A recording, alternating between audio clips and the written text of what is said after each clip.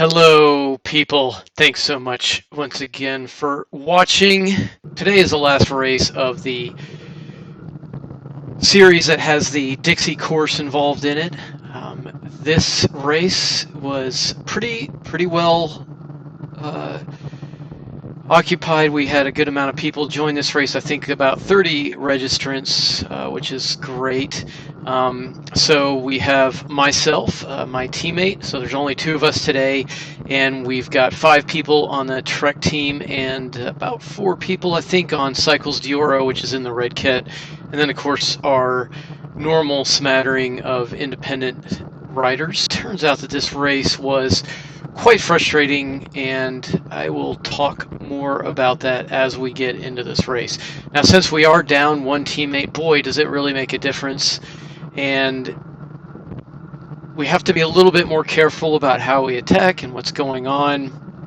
And since we have such a big presence by Trek, the thought was by both my teammate and myself that if anything does get up the road that doesn't have a teammate of theirs in it, then they will most likely help chase that down, right? I've just decided to pull off onto the front here, and I'm going to put down my good effort here, and my goal is to try and somewhat continue my warm-up. I didn't get a great warm-up before this race as I got there a little late, number one, but number two, to try and soften the field up a little bit. I know it's early on, but you can already see that the whole field is pretty well strung out. I mean, it's if you look at the rear view camera there, we've got quite a train coming behind us. And so I'm going to keep this pace up for a little while. Here goes one of my teammates, my only teammate in this race, and he goes ahead and does an attack. So I back off here, and we're going to see if people get motivated finally to chase him down. And they do. So here comes everybody. They're coming around me because they want to go after that carrot. And it looks like my teammate is shutting it down. And after talking to him at the end of the race, he pretty much said he wasn't intending to do a solo break. He was kind of just testing the waters and, similar to what I was doing, sort of soften the group up a little bit. And since my teammate pulls off into the back, I go ahead and start to continue my decent pull here. So I start giving it a good effort once again and seeing if I can't soften the field up. I'm going to continue to slow it down until somebody finally wants to come around. You can see they're all bunched up now. They were strung out, and we finally get, looks like some people that are getting a little motivated here to actually do something. So thankfully there's still somewhat of a race going on. The Trek team during this race is just not going to pull for anything, and really what we find out later is that this series of races, there was a spring series and a summer series, and the summer series has some points. You get points based on how you do in each race, I think for the top 5, or I can't remember exactly how the calculation is, but come to find out, and we didn't realize this during the race, when my teammates and I come out here to these races, we're in it to get a teammate on the podium. That's it. We're not really paying attention to the series points or to overall standings. We're here to race our bikes, right? To train, to have a good time, to lay it down. So we learned through various conversations, another thing that one thing that has frustrated throughout the year is sometimes how the Trek team tends to do their tactics, even though they're an excellent team, right? We have nothing but respect for those guys, where in some cases they just wouldn't pull in brakes, and we're kind of like, what's going on here? And come to find out, these guys have a singular goal, which is to get enough points to the series, and that involves getting pretty much one of their guys on the podium, and it's the same guy every time. And it's just not the strategy that we want to take. We just want to race our bikes, get somebody on the podium, whoever it happens to be, and we're happy with that. Don't really care about the overall standings. And so this really explains a lot of the behavior that we've been seeing, as well as the behavior we see in this race and that you're going to see. And of course, here comes my teammate for a little bit of an attack. And they're all jumping on his wheel, and of course I'm not going to drag anything up to him. And right now, man, it's just been pretty much one Cycles d'Oro and my team that have been doing really much anything. We're almost a third of the way into the race, and we're the only ones who are doing anything at the moment. So my teammate starts to slow it down a little bit in here, and then we get another attack from Cycles d'Oro. And I am not going to let that go, so I am on this rider right here. And I am hoping that maybe we can get something going. We're 11 laps in. You know, we'll see what happens. So we have a gap going here. So it's me, the Cycles d'Oro, and the field comes up very quickly. But he is moving right now. And then I go ahead and take a pretty good attack here as well. And my hope is we can finally snap that rubber band and get something formed up. The cyclist behind me in the camera, he's pretty strong. And he is not quite getting on my wheel yet. But unfortunately, we're bringing most of the field with us. So everybody's too fresh right now, but once again, we are pretty strung out at the moment, and I kind of shut it down right through here. And it turns out that my teammate decides to go ahead and hit the deck hard and see if he can get anybody to go with him, which he does.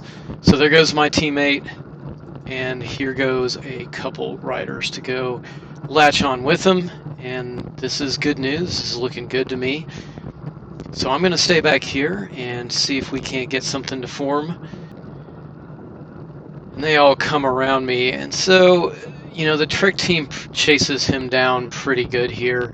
And so back to what I was talking about, the Trek team, they're very interested in the points in the series. And it turns out that me and my teammate in Trek were all in the top 3 spots, essentially 3 to 5, 4 spots, somewhere in there. I'm not exactly sure. So really their motivation is chasing my teammate and I, and really kind of letting everything else go. They don't really care about anything else. They just want to get more points than my teammate and I. So in this case, this guy puts in a dig to try and go catch that break, and I'm like, hey, if I can get a free ride up to the break, then I'll take it. And so I think I kind of made a mistake up here, but it wouldn't have amounted to anything anyway. But right here, he just runs out of gas. He's done. He's like, come around me, and I'm actually, you can hear it in the camera a little bit, but I'm telling him, look, man, I'm not going to go chase my teammate. And hindsight's 20/20. I think what I should have done is jumped around him and bridged up all of the rest of the way, and that may have resulted in this breakup here turning into something decent. So I jump on this guy's wheel to get a free ride, and we create a pretty sizable gap behind us.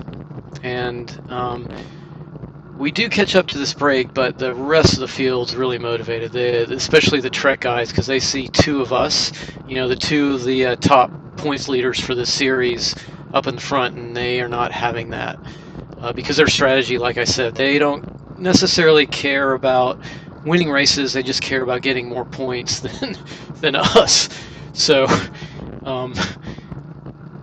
here they all come, and this break unfortunately doesn't turn into anything.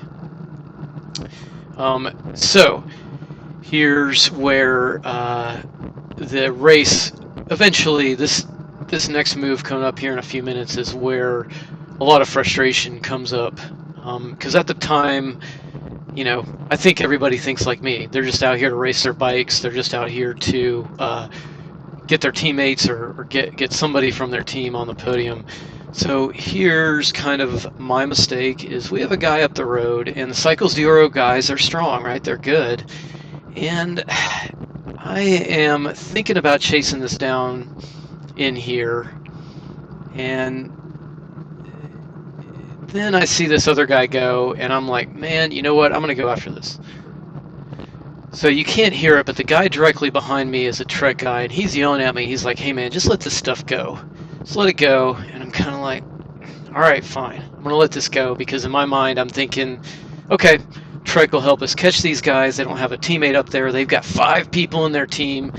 You know, they haven't been doing much pulling. So, you know, if we need to reel this thing back in, they're going to help us.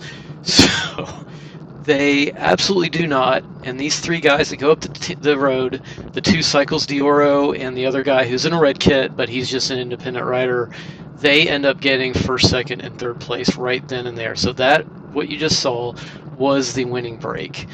And so I'm kind of like, all right, Trek, you know, you told me not to chase it down. I didn't. Hopefully you guys are going to help bring this back. You got plenty of numbers. And they just don't, because they're not motivated. They don't care about those guys in the red. They just care about me and my teammates. They just want to beat us. So that's really essentially the rest of this race. And I'll skip over to it here soon, but my teammate and I put in some really big pulls to try and reel this thing back in, and we get close, but we just don't have it. And you'll see what happens here in a moment. So here we've gone almost 4 laps with those 3 guys up the road, and both me and my teammate are starting to get a little concerned. I mean, my heart rate is really low right now.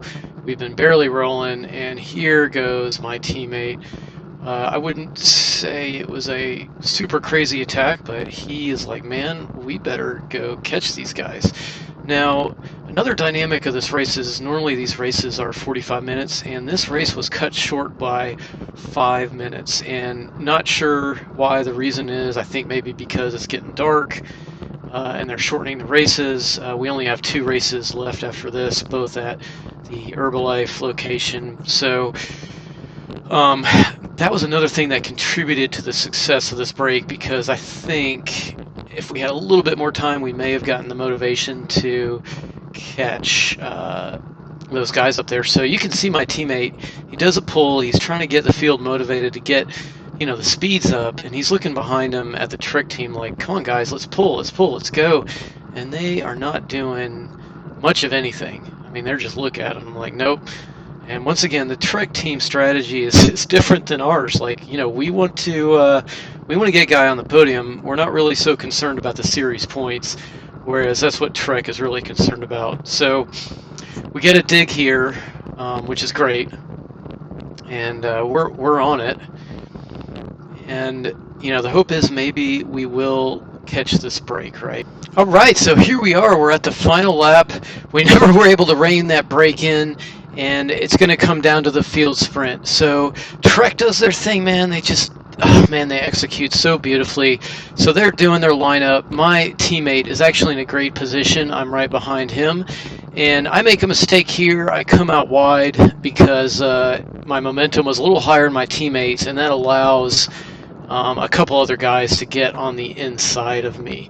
And there's the lineup for Trek, and there they are peeling off, getting their main guy ready for the sprint. My teammate, once again, has great position. I have horrible position. I get a little scared through here, through that corner, because I was getting edged out there.